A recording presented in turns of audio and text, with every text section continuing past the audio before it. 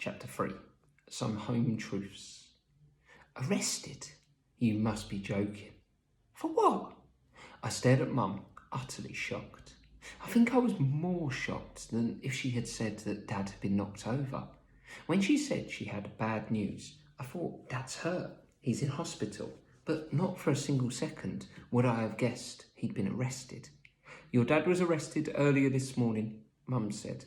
She could hardly get the words out. She sounded as if she was choking on something. Some money turned up in his bank account at the bank, and he can't explain how it got there. Money? How much turned up? Gib asked. Mum didn't answer straight away. Her hands twisted faster and faster in her lap. I looked at Gib, and he looked at me. There had been some kind of mistake, some horrible, ghastly mistake. Arrested. It was a word you heard on the telly and in films, but not something that would happen to your dad in real life. I looked at Mum. I couldn't take my eyes off her. The silence in the room was deafening. How much money, Mum? Gib asked again. Mum swallowed hard. The bank says that your dad took over £1 million. I coughed. I couldn't get the word out. The million with 6 zeros in it, Gib squeaked. Just over, Mum nodded. They must be crazy. If Dad had that kind of money, we'd all be living on our own island somewhere, Gib said scornfully. This isn't funny, Gib, I rounded on him. Did you see me laughing? Gib snapped back. Mum was about to tell us both off when the doorbell rang. Who on earth is that? Mum frowned. She stood up and went over to the door. I couldn't think. Nothing would come into my head. I sat absolutely still, trying to force myself to concentrate on what Mum had just said. Arrested? This had to be a joke, or a mistake, a horrible mistake. Dad, arrested? Where was he now? How was he feeling? I turned to look at Dad's PC, which sat rather self-consciously on its own table in the corner opposite the telly. £1 million. All that money in Dad's account. How had it got there? Dad hadn't put it there. I knew he hadn't. Aunt Beth.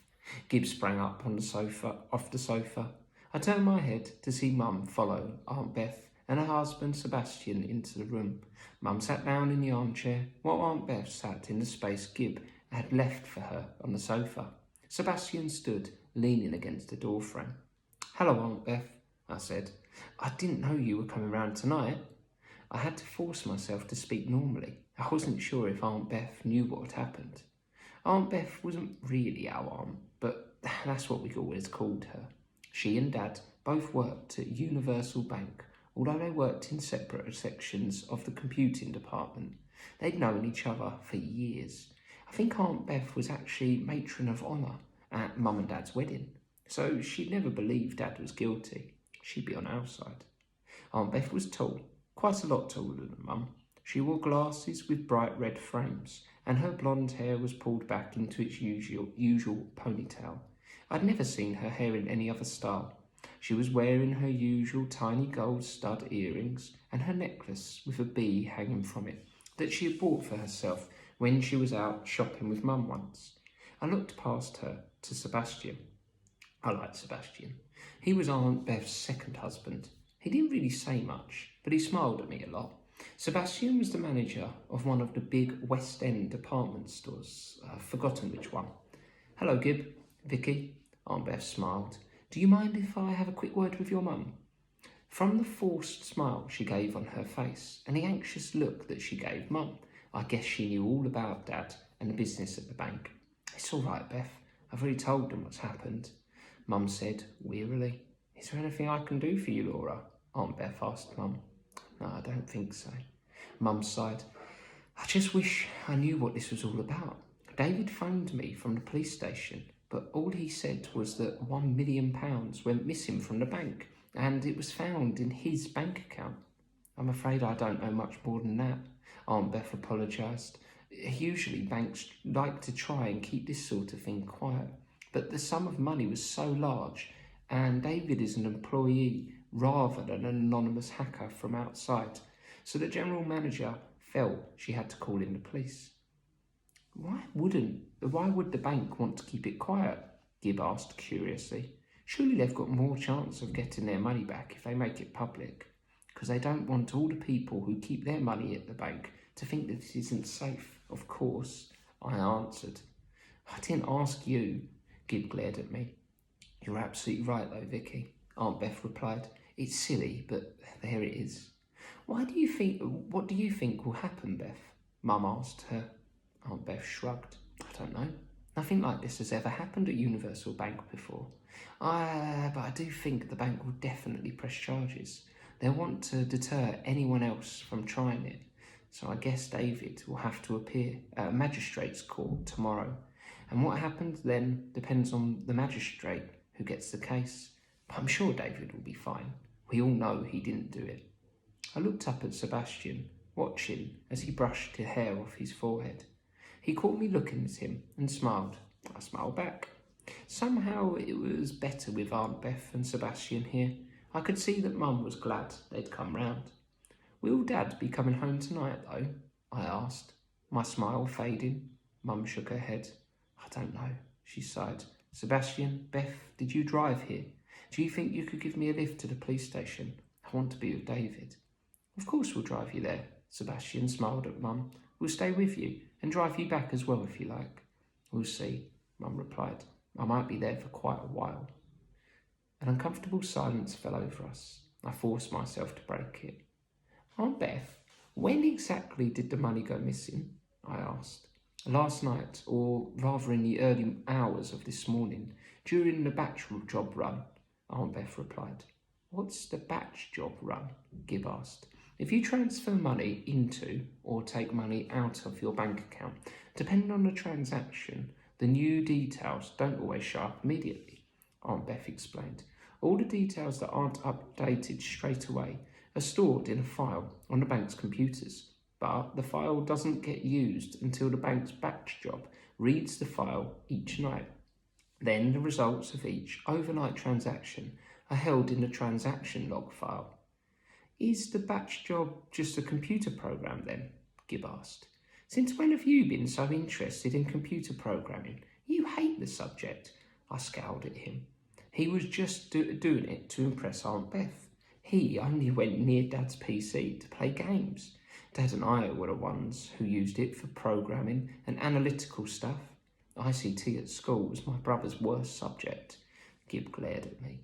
Gib, the batch job is really a special set of programs that are scheduled to run each night, Aunt Beth said quickly, before Gib and I could launch into a full-scale quarrel.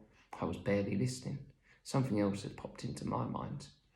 Aunt Beth, Dad said that everyone who works at Universal Bank has to have their bank account there. I began. Is this true? Of course, it's one of the bank's rules when you start working for them, Aunt Beth said. Then anyone at the bank who knew what they were doing could have put that money into Dad's bank account, I said, thinking out loud. Really, Vicky, Mum sighed. Who would do such a thing? More to the point, why would they do such a thing? No, it's just a misunderstanding, that's all. I'm sure it will all get sorted out. I didn't answer. Mum was trying to reassure Gib and me, but somehow, maybe because of the way the day had gone so far, somehow I didn't think this would all be sorted out quite so easily. Don't worry, Laura. I'll do everything I can to get this resolved, Aunt Beth said. Thanks, Beth. Mum smiled. The first real smile I'd seen from her all evening. Right then, Gib and Vicky, I don't know when I'll be back, so don't wait up. And don't forget your homework. Don't leave it till Sunday evening, the way you two usually do. And with that, Mum, Aunt Beth and Sebastian left the room. I still couldn't take it in about Dad being arrested. I felt so hopeless. There had to be something I could do, but what? If only... Oh, you rotten cow. Gib turned on me the moment he heard the front door shut. I frowned at him. What'd you call me that for? Thank you very much for showing me up in front of Aunt Beth, Gib said furiously. Oh, that, I snorted. You know as well as I do that you couldn't care less about the batch job and how it works. Gib froze with rage. He stood there, scowling at me, which made him look even more drippy than usual. At least Auntie Beth likes me. Gib hissed. She likes me too, I said, surprised. No, she doesn't. No one likes you, Gib said. I stopped smiling at that. I stood up. Stop talking rubbish, I said coldly. It's not rubbish. No one likes you. You're not wanted. Even your own parents drowned to get away from you. Every drop of blood in me froze. I stared at Gib. That's a nasty thing to say. It's true, though. Gib's eyes narrowed as he spoke. At least Mum and Dad are my real Mum and Dad. They'll never be yours, no matter what you do or how hard you try to suck up to them. And you'll never be my sister, thank God. You don't belong. I wish you'd go away. I wish you'd disappear. Gib only stopped talking because he ran out of breath. I stared at him. I had to fight not to blink. My eyes were stinging. My throat was hurting. I tried swallowing hard, but I couldn't stop tears rolling down my cheeks. Vicky, You don't have to say any more, I interrupted. I get the picture. Gib opened his mouth to speak again, but I didn't want to hear another word. I ran out of the living room and up to the bedroom. Slamming the door behind me, I flung myself onto my bed. I cried and cried until I had a pounding headache and a pain in my chest, and I felt terrible. Gib had never said anything like that before. So is that what he's been thinking all this time? That thought made me cry even more. I stood up and stumbled over to the dressing table. Opening the top drawer, I threw my socks aside. I'd been crying so much I was gulping now, and I couldn't stop. There it was, at the bottom of the drawer, the only photograph I had of my real parents. I took it out and looked at it. I walked slowly over to the bed and hugged it to me. Fresh tears rolled down my cheeks. If I didn't stop crying, I'd be sick, but I just couldn't stop. I mean, I'd always felt that I never quite belonged, like a round wooden block in a large square hole. But me feeling it and Gib saying it were two different things. I thought about how Mum and Dad and Gib and me would all walk down the street, and I'd pretend they were my real family, that I really belonged to them. No one could tell for certain that I didn't. Okay, so Dad was black and Mum was white, and Gib's colour was lighter than mine. But so what? That didn't prove anything. Mum and Dad might have been my real parents. I admit that sometimes I couldn't help wondering if the way I felt about them would have been different if they were my real parents. When I bought them Christmas and birthday presents, I sometimes wondered if a real daughter would buy them the things that I bought. On my birthday, I would always wonder what my real Mum and Dad would have bought me. And then I'd tell myself not to be so silly. I didn't think about it all the time, but it's always there at the back of my mind. I didn't belong. Not really. I didn't belong anywhere. And Gib was right. I wasn't wanted. Mum and Dad certainly wouldn't want me now. No, not when things were going so badly. I would be in the way, an extra burden. What if Dad went to prison? I could hardly bear the thought. How would Mum cope with a new baby and Gib and me, all by herself? I cried even more at that. I'd never, ever felt so miserable. It was the worst day of my entire life. I curled up into a ball and cried myself to sleep, wondering if Dad was all right and wishing myself a million zillion miles away. Victoria dear, wake up. It was Mum. I sat up immediately. Mum didn't usually call me Victoria. She stood by the bed, her shoulders slumped and her lips turned down. Her head kept dropping and she'd straighten her neck and raise her head, but it was almost as if her head was too heavy for her neck and shoulders. I'd never seen her look so unhappy. I looked past her, but Dad wasn't there. Gib was, and he was looking everywhere except at me. Victoria, are you all right? Mum asked. I'm fine, I lied, running my hand over my face. Mum frowned but said nothing. Mum, where's Dad? I asked. Gib, don't lurk behind me. Come inside so I can tell you both together, Mum said. Reluctantly, Gib came into my room. Mum sat next to me on the bed. Gib sat next to her. Your dad is... I watched Mum trying to get the words out. Your dad is being held at the police station tonight. He'll appear before a magistrate tomorrow morning. Hopefully, he'll be released on bail, so he'll be home tomorrow evening. But what happens if he's not released on bail? I couldn't help asking. Let's cross that bridge if and when we get to it, Mum said firmly. Now, you two, bed. Her lips smiled as she spoke, but her eyes didn't. For once, Gib and I didn't argue. I cleaned my teeth and waited until I could hear no one on the landing before dashing back to my room. I didn't want to see Mum, and I certainly didn't want to see Gib. Before today, I would never have believed it was possible to feel so miserable, and my head was killing me. Where was Dad? Locked up in a police cell somewhere, all by himself. I switched off the light and got into bed, sitting up. Was Dad asleep now? Or was he doing the same as me, staring into the darkness? I lay down on my side. Fresh tears ran across the bridge of my nose and down to the pillow. I didn't think I'd sleep for a second, but once I closed my eyes, I was out. When I awoke, my room was pitch black. I felt snug and warm and sad. Then I remembered why. I lay still and listened to the house, which was totally silent. The kind of deep silence you only get when it's really late. I turned over to lie on my back and pulled a duvet up around my neck. I still had my headache and my nose was bunged up from all that crying. I stared into the inky darkness of my room and wondered again how Dad was. I was sure that if they'd only let him, he could find out who had put that money into his bank account and why. Dad was good at that sort of thing. That's why he was the computer auditing manager at the bank. He said that programming was like solving a good detective story. You had to put together the pieces so they fitted like a jigsaw. And if you had any bugs or mistakes in your program, then you had to hunt them down, just like a detective. That's why I liked programming and computing so much, because I liked puzzles. That's where Dad and I were so alike. If only I could write a program to get me out of trouble, the trouble I was in at school. Or better still, write a program to find out who'd taken all that money from Dad's bank. Next to this business at Dad's bank, my school problems seemed so trivial. How about an all-purpose program to solve both of our problems? The idea made me smile, but that smile didn't last long.